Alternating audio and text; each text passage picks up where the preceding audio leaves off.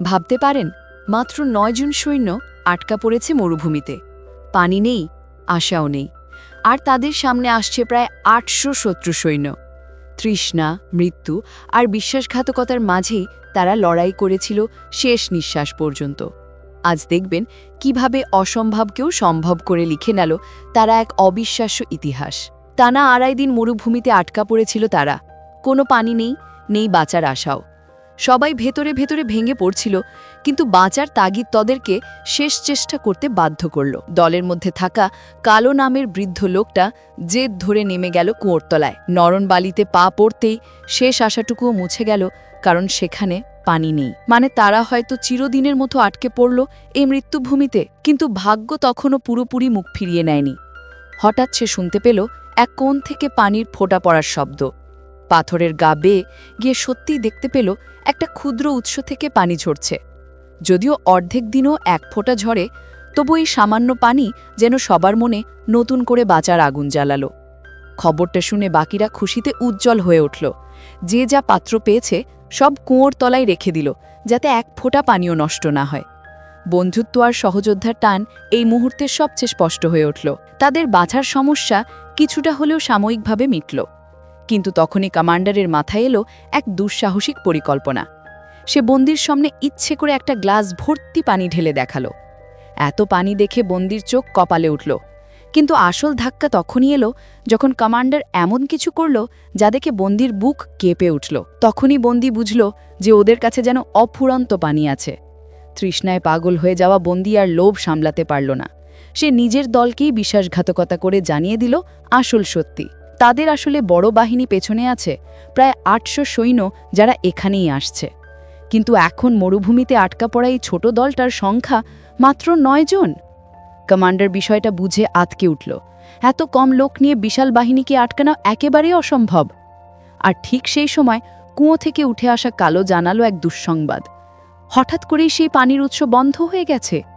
Commander খবরটা শোনার পর প্রায় ভেঙে পড়লেন। পানি ছাড়াই মরুভূমি থেকে বেঁচে বের হওয়া অসম্ভব। তবু তিনি হাল ছাড়লেন না। একটা দুঃসাহসিক সিদ্ধান্ত নিলেন।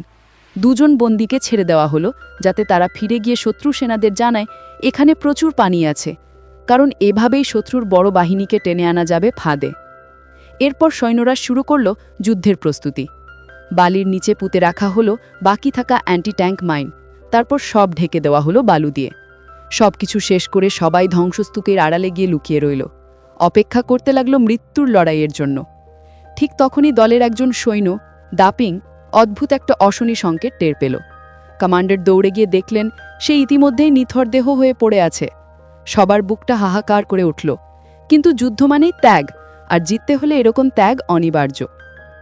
তবুও পরিস্থিতি হঠাৎ পাল্টে গেল। শত্রু বাহিনীর জেনারেল নিজেই সাদা পতাকা উড়িয়ে আলোচনায় এলো। কমান্ডার তাকে সম্মান দেখিয়ে স্যালুট করলেন। কিন্তু শত্রুপক্ষের জেনারেল খবর শুনে আচমকাই ঔদ্ধত্য দেখাতে শুরু করল। সে চাইল আসল সেনাপতিকে। কমান্ডার কিন্তু মাথা ঠান্ডা রাখলেন। বললেন, আমাদের প্রধান তো ঘামে ভিজেল আছে, এখন গোসল করছে, তাই আলোচনায় আসতে পারবে না। শত্রুপক্ষ ভেবে বসল সত্যিই ওদের কাছে প্রচুর পানি আছে। আসলে সৈন্যরা গোসল করেনি, বরং অভিনয় করেছিল, শুধু আলোচনায় শক্তি দেখানোর জন্য। তবে আলাপ শেষমেশ ভেস্তে গেল। শত্রুরা মরতে বসেও তবুও অহংকার ছাড়ল না। তাদের শর্ত এতটাই কঠিন ছিল যে কমান্ডার হেসেই ফেললেন। কিছুক্ষণের মধ্যেই দ্বিতীয় দফা যুদ্ধ শুরু হয়ে গেল। শত্রুপক্ষ এবার প্রবল আক্রমণ চালালো। আমাদের দল তখন মাত্র ৬ জন। কিন্তু তারা জানত ভূগোলের সুবিধা তাদের হাতে, আর শত্রুরা বহুদিন পানি ছাড়া দুর্বল হয়ে পড়েছে। ভীষণ রক্তক্ষয়ী লড়াইয়ের পর অবশেষে তারা শত্রু বাহিনীকে পিছু হটতে বাধ্য করল। কিন্তু জয়ের মূল্যও ভয়ঙ্কর ছিল। শত্রু এবার মর্টার দিয়ে আঘাত হানায় আমাদের দিক থেকেও ৪ জন সাহসী যোদ্ধা প্রাণ হারালো। এখন বেঁচে আছে মাত্র ৫ জন। সবার মন ভেঙে পড়ল, কিন্তু যুদ্ধ তখনও শেষ হয়নি। ভাবতেই পারেননি শত্রুপক্ষের অবস্থা আরও করুণ। তীব্র তৃষ্ণা আর টানা যুদ্ধের কারণে তারা এতটাই দুর্বল হয়ে পড়েছিল যে দাঁড়িয়ে থাকার শক্তিটুকুও ফুরিয়ে গেছে। অসহায় হয়ে শত্রু সেনাপতি আবারও সাদা পতাকা তুলে আলোচনা করতে এলো।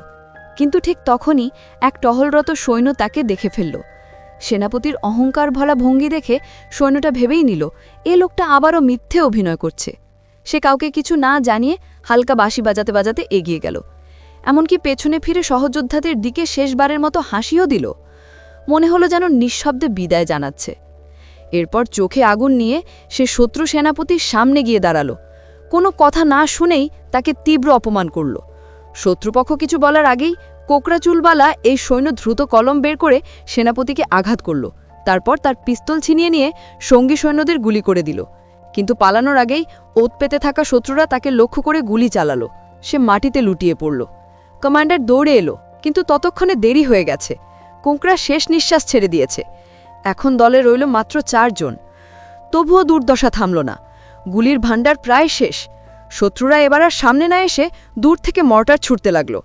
এক বিস্ফোরণে 2 জন সৈন্য চাপা পড়ে প্রাণ হারালো। দলে বেঁচে রইল মাত্র 2 জন, আর তাদের হাতেও আছে শুধু শেষ এক ম্যাগাজিন। এই বুঝে সব শেষ? ঠিক তখনই হঠাৎ দেখা গেল শত্রুরা একদম ভিন্ন আচরণ করছে। তারা আর গুলি চালাচ্ছে না, বরং অস্ত্র তুলে ধরে ধীরে ধীরে এগিয়ে আসছে, মৃত মানুষের মতো হাঁটতে হাঁটতে। তখনই 2 সৈন্য বুঝল শত্রুরা তৃষ্ণায় আর পারছে না, পানি চাইছে। কিন্তু তারা জানত না কুয়ো অনেক আগেই শুকিয়ে গেছে। কমান্ডার হাসছিল তাদের হতাশা দেখার জন্য, কিন্তু অচিন্তনীয় ঘটনা ঘটে গেল। শত্রুরা সত্যিই শুকনো কুয়া থেকে পানি বের করে আনল। আসলে কিছুক্ষণ আগে এক মর্টারের গোলা পড়ে কুয়োর ভেতরে লুকোনো পানি বের হয়ে গিয়েছিল। এই অপ্রত্যাশিত ঘটনার ফলে শত্রুরা অস্ত্র ফেলে দিল, আর আমাদের ছোট্ট দলটি পেল শতাধিক বন্দী। এভাবেই মরুভূমিতে লেখা হলো এক অবিশ্বাস্য গল্প।